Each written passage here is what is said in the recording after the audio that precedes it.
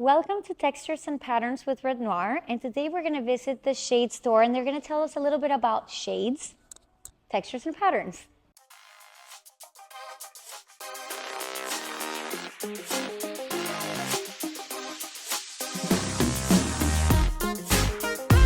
So here we put some samples of colors and patterns to show you a little bit how to mix and match and not to be afraid of using different patterns and colors. For example, we have the blue palette here. We can play with darks, lighter colors, and as you can see, every single fabric here has a different pattern, but it just works. Here we have the greens, sand colors, same. You have different patterns, different textures, but it just works with the balance of the colors. And here we have a neutral color palette using whites, creams, taupes, just works. It's so different. All the patterns are so different, but they just really work together. And this is just to show you that you don't have to be afraid. Just do it.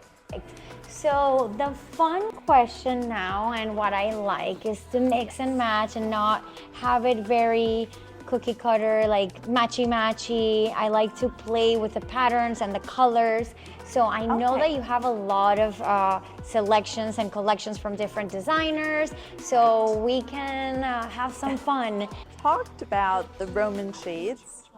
Oh, yes. Let's talk about the Roman shades.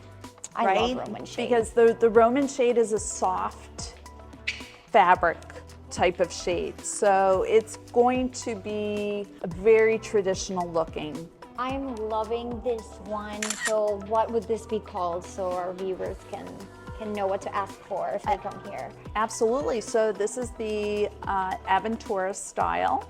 It has the dowels that create the seams on the front side of the fabric. And it also helps to aid with the structure of the shade. It really looks beautiful as a shade or a drapery because you can see the pattern through it. Yes. The woven wood shades, which is a natural product. It's made with grass weaves and then bamboo and grasses that have been woven together into a fabric. So it is an all natural product. I tend to use this more like closer to the beach just because it has more of that beachy coastal feeling. This is a tailored pleat. So the tailored pleat is similar to the pinch, but it's pinched at the top of the hem as opposed to the pinch pleat, which flares out like a butterfly. So very similar in style, it's just a slight difference. Beautiful. And then the goblet pleat, which is fun because it looks like a wine glass, the way it's formed, and then the folds come down and are, and once again, this is another very tailored look. Probably see it more like in a library or something like that. Yeah. And then you have this one, which is pleat. Inverted. The way it's styled is that it's formed like a box, and then it's a bit more squared off as opposed to the pinches, like the tailored and the pinch pleat that are closer together. And then grommet style. So the grommets are a ring and they just attach onto the rod itself. Perfect. So that's all. So much to learn. The nice thing about the pillows is that they come in several different sizes. So we just have these just to show you what they look like, but you can customize them to, let's say you wanted like a 24 by 24 or even a 30 by 30.